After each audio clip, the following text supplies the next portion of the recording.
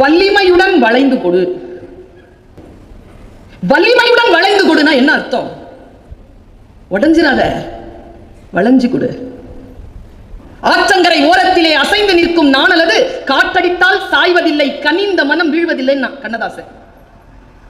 மரம் சாஞ்சிரங்க புயல்ல, புல்லு சாயுறது இல்லை. ஏன் தெரியுமா? வலிமையுடன் அது கற்றுக் கொடுப்பதற்கு, கற்றுக்கொள்வதற்கு சாய்ந்து கொடுக்கிறது. எப்படி நம்மை நாமே இந்த கல்லூரியிடம் ஒப்படைப்பது? உன்னை நீ எந்த அளவிற்கு வலிமையுடன் இருந்து வளைந்து கொடுப்பாருங்க. என்னுடைய மகனுக்கு 12 வயது ஆகும் பொழுது நான் எங்க காலேஜ்க்கு ஒரு செரிமனிக்காக கூட்டிட்டு போனேன். அது ஒரு ஃபேர்வெல் ஃபங்க்ஷன் சார். அது ஒரு ஃபேர்வெல் ஃபங்க்ஷன். எங்க எக்கனாமிக்ஸ் ப்ரொஃபஸர் 38 வருஷம் வேலையில இருந்தவங்க ரிட்டையர் ஆகிறாங்க. இன்றைய தாய் தந்தை இருக்க அந்த பழக்கம் இருக்கான்னு தெரியல. எங்க அம்மாவுக்கு அந்த பழக்கம் இருந்தது, எனக்கும் இருக்கு. யாராவது பெரியவங்க வந்தாங்கன்னா அவங்க கிட்ட என் குழந்தை ஆசீர்வாதம் வாங்க விடுவேன். ஏதாவது நல்ல வார்த்தை சொல்லுங்கன்னு சொல்லுவேன். சொல்றீங்களா இன்னைக்கு அந்த வார்த்தையை? அப்படிப்பட்டவங்க யாரும் எங்க வீட்டுக்கு வரதில்லை மேடம். என் பிள்ளைக்கு அறிவுரை சொல்ற அளவுக்குலாம் எவனும் வரதில்லை. நான் சேர்க்கறதில்லை உள்ள. எனக்கு 5 சித்தப்பா 3 அத்தை. மாசத்துக்கு எல்லாரும் வந்துருவாங்க வீட்டுக்கு. எல்லாருக்கிட்டையும் எங்கள் அம்மா சொல்கிறது, எதப்போ நல்ல வார்த்தை சொல்லிட்டு போங்கன்னு. அந்த 5 சித்தப்பாவில் ஒரு சித்தப்பாக்கு அட்வைஸ் பண்ணவே தெரியாது. எனக்கு அட்வைஸ் பண்ண தெரியாதுன்னே அவருக்கு தெரியாது. வச்சு செய்வார். நாங்கள் கேட்போம்ல. நிறைய கேட்டதனால தானே இன்றைக்கு பேசிக் கொண்டிருக்கிறோம். கேட்காம படிக்காம பேசிட முடியுமா? என் பையன் நான் கூட்டிட்டு போறேன். 38 வருஷங்க. அவங்க ஏதோ இப்படி போறாங்க வெளியில. கொஞ்ச நேரத்தில் அவங்க வெளியில போயிடுவாங்க. இந்த அரங்கத்தில் நான் உட்காந்துருக்கேன். என் பிள்ளைய கூட்டிட்டு ஓடி அவங்க கிட்ட போறேன். அவங்க கிட்ட அப்படி விட்டேன் பையனை. என்ன நினைக்கிறீங்க? நாகராஜ் உங்களை எல்லாரையும் கூப்பிட்டு போய் என்கிட்ட அப்படிதான் விட்டுருக்காரு. இந்தா ஏதாவது சொல்லிட்டு போ. என் பிள்ளைங்க வந்திருக்காங்க எங்க வீட்டுக்கு. அதுங்க வாழணும், வளரணும். போகும்போது ஏதாவது நல்ல வார்த்தை சொல்லிட்டு போ. அப்படிதான் கூட்டிட்டு வந்து விட்டுருக்காரு. நான் நேரம் கொண்டு போய் என் பையனை அவங்க கிட்ட விட்டேன். அவன் உண்மையா ஏன் வந்தான் தெரியுமா? அவன் பிரியாணி சாப்பிட வந்தாங்க. அவன் எதுக்கும் வரல. அவன் எனக்கு நல்லா தெரியும். எங்க ஊருள்ள எங்க காலேஜ்ல ஃபேர்வெல் இருந்தா பிரியாணி போடுவாங்க. இங்க எப்படி சார் போடுவீங்களா? போடுவாங்க. நான் என்ன பண்ண, கூட்டிட்டு போய் அவங்கள விடுறேன். என் பையனை பார்த்தாங்க, என்ன பார்த்தாங்க. என்ன பாருவீன்னாங்க. பையனுக்கு ஏதாவது நல்லது சொல்லுங்க. தான் அந்த வயசுல இருப்பான் அவன். ஏதாவது சொல்லுங்க. அவன் சொன்ன வார்த்தை என்ன தெரியுமா? நீ ஊருக்கே சொல்ற, உன் பிள்ளைக்கு நான் என்ன சொல்றது? அந்த அம்மா கிட்ட நான் எப்படி சொல்றது? ஊர்ல இருக்கிற பிள்ளைலாம் என் பேச்ச கேட்கும். என் பிள்ளை கேட்கணுமே. கொண்டு போய் விடுறேன். அதனால தான் விடுறேன். சொல்லுங்கம்மா, ஏதாவது சொல்லுங்க. நான் எப்படிங்க சொல்றது? அவங்க நல்லா இருக்கணும். அவங்க நல்லா இருக்காங்க.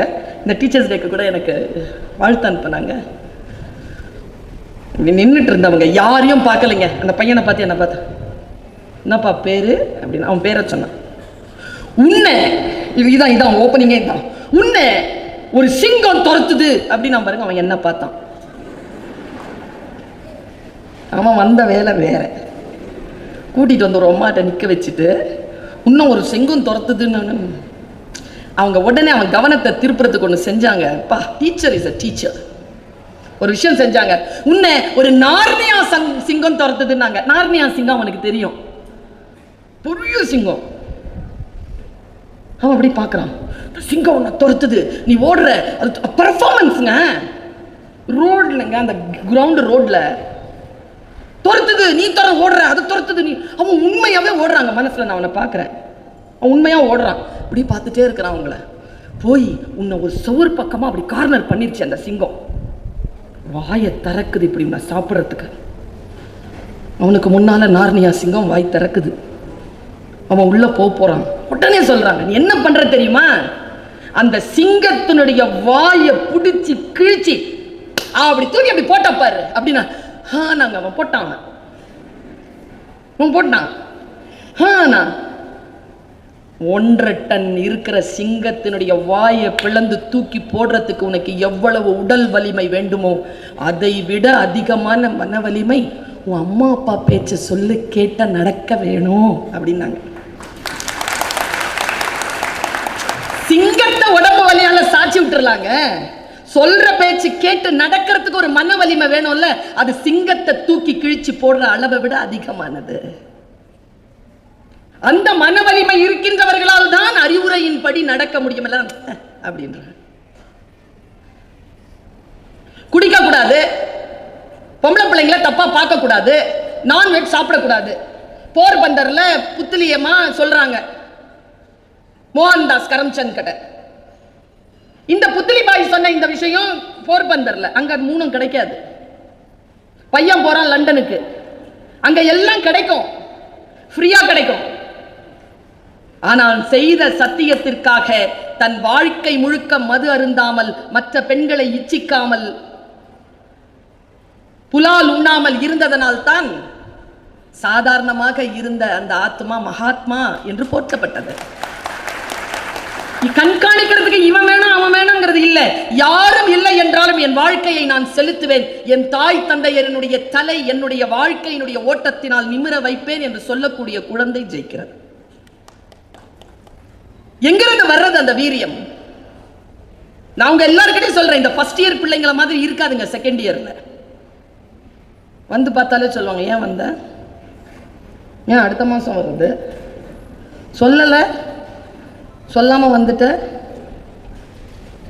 இதெல்லாம் 4 வருஷம் தான், அப்புறம் துரத்தி விட்டுருவாங்க வெளில போன்னு. அப்புறம் அம்மா அப்பா தான். வாழ்க்கையை எப்படி நீ எதிர்கொள்ள போகிறாய்? நான் ஒரு விஷயத்த சொல்லித்தரேன்ப்பா. எனக்கு ஃபர்ஸ்டா வர்றது பிடிக்கும், ஃபர்ஸ்டா வர்றவங்கள பிடிக்காது. அது என்னது? அது ஃபர்ஸ்டா வர்றவங்கள பிடிக்கும், பிடிக்காது. ஃபர்ஸ்டா வர்றது பிடிக்கும். இந்த ஃபர்ஸ்டா வர்றவங்க கிட்ட ஒரு ஆட்டிடியூட் இருக்கு,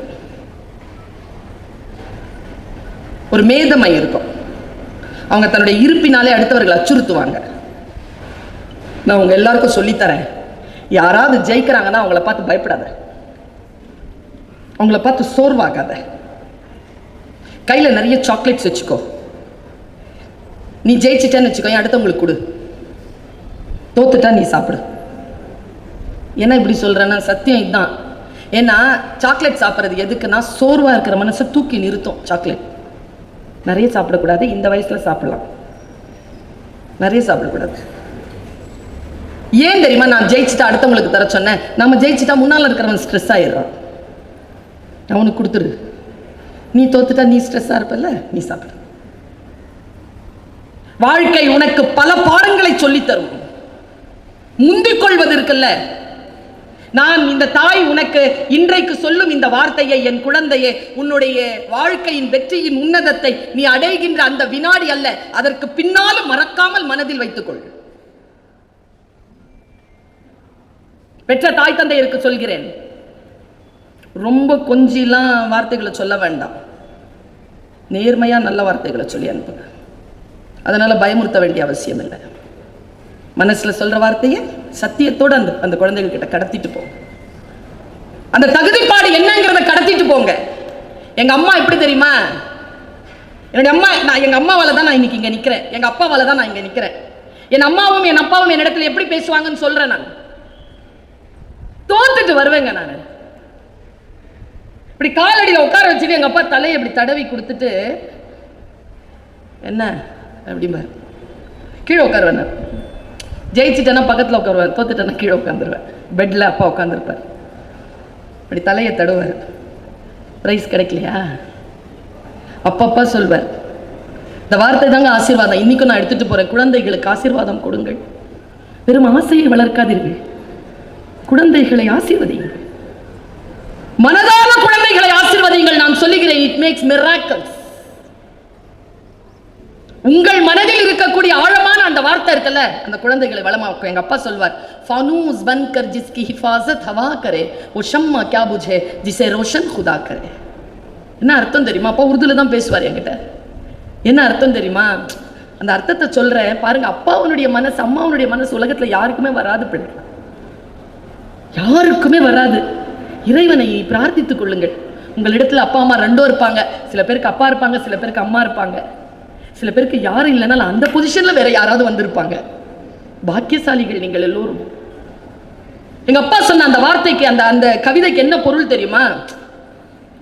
வீட்டுல சிம்னி விளக்கு வச்சிருக்கீங்களா? சிம்மினி விளக்கு இல்ல, அதுக்கு மேல ஒரு சிம்மினி போடுவோம்ல, எதுக்கு போடுவோம்? என்ன காரணத்துக்காக போடுவோம்? தீபம் அணையாம இருக்கிறதுக்கு. தீபத்தை எது அணைக்கும்? காத்து அணைக்கும். சபாஷ். காற்றில் இருந்து தீபம் அணையாமல் சிம்மினி காப்பாற்றுகிறது இல்லையா? இந்த கவிதை சொல்லுது, காற்றை அணைய விடாமல் காப்பாற்றுவதற்காக சிம்மினியாக காற்றே வந்திருக்கான். அப்பா சொல்ற வார்த்தை.